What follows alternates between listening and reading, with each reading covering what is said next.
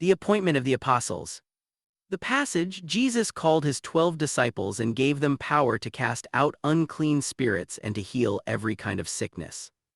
Their names are listed. He sent these 12 out with instructions: do not go to the Gentiles or into any Samaritan city, but go to the lost sheep of Israel.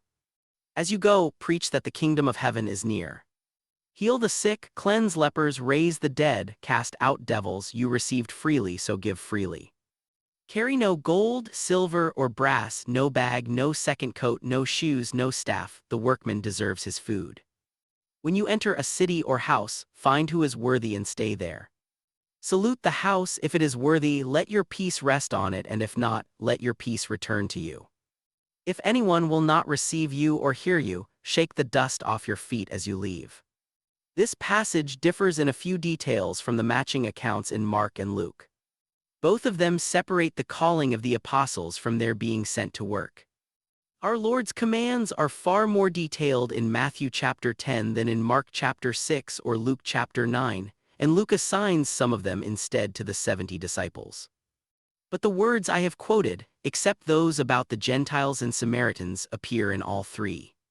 I need not labor how much importance the evangelists attach to this commission. Everyone feels and admits it. It would waste time to prove that our Lord constantly speaks to his apostles as heralds of a kingdom, as men entrusted with spiritual powers, as the founders of a society, as men whose immediate task was to prepare the way for far higher tasks given them later. Someone will say this is exactly what we would expect, a list of directions written after the fact. The evangelists wrote knowing what the apostles had done, and so read back into this scene events they themselves may have seen or been told of. What I want to point out is simply that this narrative fits exactly with all that came before. John the Baptist came announcing a kingdom was near. Our Lord preached that the kingdom of heaven was near. The 12 were sent with the same message. The kingdom John announced was plainly a kingdom over the human spirit. He said the one coming after him would baptize with the Spirit. All the acts by which Christ testified of his kingdom were acts of spiritual power, of dominion over spirits, and the same powers are said to be given to the apostles for the same purpose. Everything in the evangelists, their tone, their deliberate words and their accidental ones, where they agree and where they differ, shows a settled conviction that they are describing the acts of a ruler, one who had ruled in the past and would give mightier proof of his rule to come, who had called out the 12 tribes as his national witnesses, and who was now preparing men to represent those tribes and carry their purpose to all the families of the earth. There is no wavering on this point, no lapse into some other idea. It is the assumption running through the whole narrative, never forced on us anywhere, yet felt everywhere. The Sabbath day. The passage, Jesus walked through the cornfields on the Sabbath, and his hungry disciples plucked and ate ears of corn. The Pharisees objected that this was unlawful on the Sabbath. Jesus answered, had they not read how David, when hungry, ate the showbread reserved for the priests? And that the priests in the temple work on the Sabbath yet are blameless. Here he said, is one greater than the temple. Had they understood the words, I will have mercy and not sacrifice, they would not have condemned the guiltless, for the Son of Man is Lord even of the Sabbath. Later, seeing a man with a withered hand, they asked whether it was lawful to heal on the Sabbath, hoping to accuse him. He replied that any of them would lift a sheep out of a pit on the Sabbath, and a man is worth more than a sheep, so it is lawful to do good on the Sabbath. The stories of the cornfields and the man with the withered hand appear in all three evangelists. Each stresses these and other Pharisee complaints about Jesus neglecting the Sabbath, and all present this as the first great provocation that led them to plot his destruction. Mark says this was when Jesus looked round on them with anger, grieved at their hard hearts. Luke returns to the theme repeatedly, in his 4th, 13th, and 14th chapters. Given how brief the Gospels are, it is striking how much room they give this subject, and how necessary they felt it was to showing what Jesus' life was. But why should that be?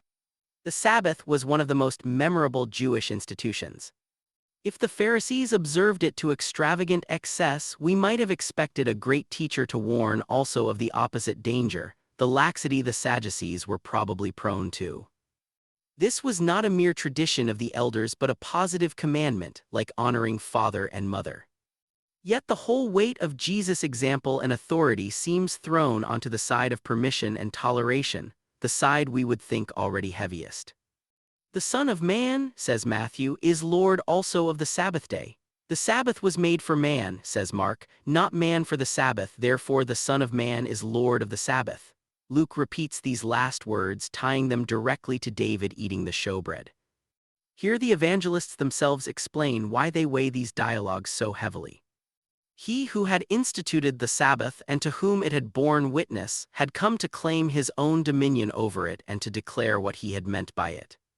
The Pharisees denied that lordship and set aside that meaning entirely.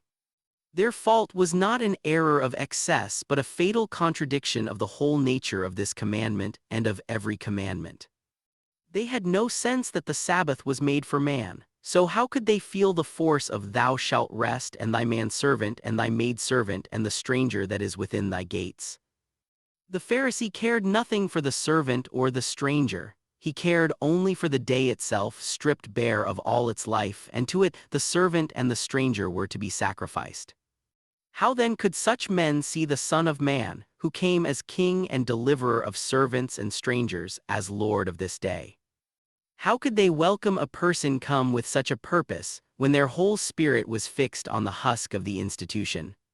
I say the husk, not the letter, for they could not read the letter. The letter witnessed against them. It spoke of the relation between man and God, of God sharing man's labor and man sharing God's rest, the very truth they denied when they called Christ a blasphemer. All the hidden inhumanity and real atheism of the Pharisee lay wrapped up in his feelings about the Sabbath. No wonder they plotted against Christ for the acts and words that exposed those feelings. No wonder the holiest anger was roused by men turning God's commandment into a practical denial of him.